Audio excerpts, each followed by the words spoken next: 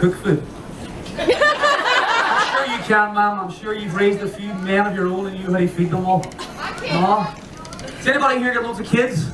Not that many? I don't have any kids either. It's kind of good. Kids? Yes.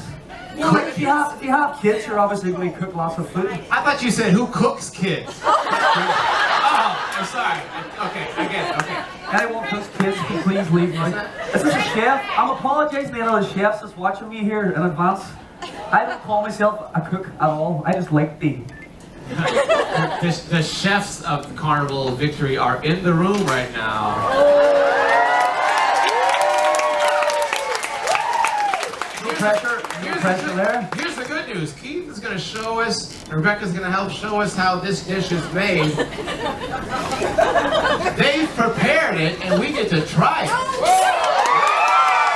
That's kind of cool. So, what's on the menu today? What's on the menu? On the menu today is we're going to have a fish pie. You know, when I cook, I live on a boat. If any of you don't know, I actually live on a boat, so this is home to home for me. My boat isn't far off the same size as this ship, obviously. But no, I live on a boat, you know, so when I cook, I've only got 2 rings on my boat this size. So normally when I cook things that go into one pot and the other pot, and I can kind of combine them and be like a tray that goes in the oven. And it would feed me for a week. That's normally the way I cook. I love to cook, like if you see me cooking, I live on my own, but I normally cook for like 40 people at the start of the week. Come the end of the week, the food generally doesn't smell as good as it does on the Monday. But I'm a single guy and I've lived this long, so I'm going to cook a fish pie. Now, fish pies are... Sorry, you're saying fresh fish? Fresh? Fresh fish pie. Fresh fish pie. Who's had fish pie before? Anybody? Fish pie? You know what? It's the same thing with me. I just want to say, I like fish, and I like pie. But I don't often combine, like I wouldn't think fish pie would be something I would, it's kind of like chocolate chip cheeseburgers or something like that. But we trust you, Keith, right? We trust that this is going to be a good day. If you can imagine, like a shepherd's pie, only fish. Right, there we go, that makes sense. You like shepherd's pie? I like shepherd's pie. Good hearty food, Irish food. So basically, the ingredients are, obviously your main ingredients, fish. The good thing about fish pie is you don't need expensive fish. You know, maybe salmon's the most expensive fish. Lots of white fish. Shelled fish like mussels or cockles or winkles, which aren't as expensive as the oysters or clams or bottleneck clams or nothing like that. The main ingredient for me in a fish pie, I think, is smoked fish. That kind of gives you your flavour throughout the... It stinks. And when you cook it, it stinks your whole house out for a week afterwards. But it makes the pie taste very good. Normally what I would do, if you're cooking smoked fish on its own, I would cook smoked fish and boil it in milk. If you're just want it on its own with a piece of potatoes, boil the fish in milk with black pepper. That's the bone right there. So what I would do is, if I had a pan, which I don't, I'm just going to show you how to whip it all together. You get your fish, alright? Here we have a piece of smoked haddock, lovely and fresh, and smoked. You just get the... Yeah, I'm going to suggest the same thing. It's good to unpack the brand new... Thanks, guys. Wilson, look at these, Betty. So whenever you get your fish, you have to buy a knife. And when you buy the knife, you have to peel the label off the knife. First rule of cooking. There we are. There we go. Thanks there. See?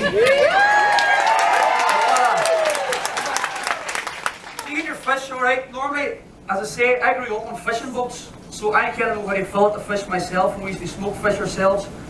So normally it's never this nicely prepared for me. What I would do is, I cut the fish up. And the good thing about fish is too, this actually doesn't take long to cook because fish cooks very quickly. So you whack it all in the big bowl, like that. They have shelled mussels here for me. I used to pick mussels and winkles for a living. What are winkles? Winkles are, do you know when you're on the beach, do the mussels in there? Periwinkles. Periwinkles. So in Ireland, they ship all the oysters and shellfish to France. Believe it or not, because Irish people aren't smart enough to eat them. Well, the majority of them aren't. They all think it's disgusting. Hold on, I'm sorry. We have to reposition because these people can't see you. Oh my. Okay, here we go. Sorry. We're good. We're good. We're good. Are you sorry? I'm at the table. Yes, but I used to pick winkles and cockles. You know, like the old shoes that the Beatles used to wear, the winkle pickers. I don't know where they got that name from, but I was a winkle picker by trade. So I used to sing like 2 nights a week, and I used to pick winkles all day. You have to make money somehow. The winkles are the tiny shells. They used to pick a 150 kilo bag, which is about this tall and about this wide, and that would take you about 2 weeks to pick. But you got about 300 euros for that, depending on the season. But it was great. You used to sit down the beach with your earphones in, talk nonsense to your own head all day.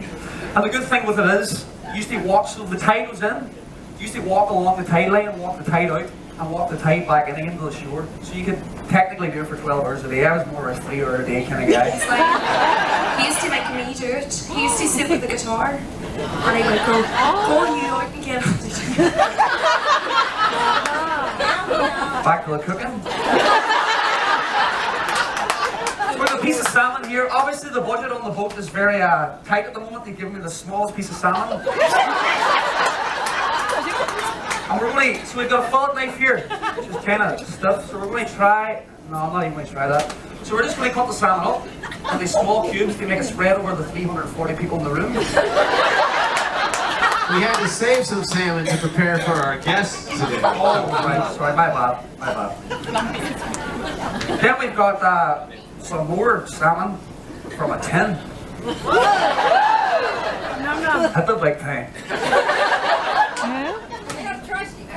Then we've got whitefish. Whitefish can be many different fish. You've got pollock, ling cod. Cod is a very fancy whitefish. Glashing, blackfish, coalies. What other kind of whitefish have you got? But basically the whitefish, if you go to a fish and chip shop in Europe or the UK, that's your cheap whitefish. And that's the one, fish and chips taste good. If you deep fat fry those things, they taste good. But normally, that is whitefish. But in Ireland, a lot of the pies, they use whitefish because it's cheaper and it spreads more. Obviously the same in the boat because they didn't give me any salmon. Alright. So we've got all your fish in the bowl, right? So pretend this is a pan. Oh, we've got more smoked fish here too. Alright, cool. And they've also given me some mussels in the shell. Personally, I don't think it makes much of a difference to the taste. It does look a lot prettier in your pie whenever you put them in the shell and they open up and they kind of sit there looking all nice. Wait, really? You put the whole shell in there? Really? Yeah. But you don't eat that part. Right? No, you don't eat it. But you put it in there. Of course. So you can put stuff in there that you don't eat. Well, I mean, when you cook a chicken, do you eat the bones? No, you're right. There we go. So you're saying I can...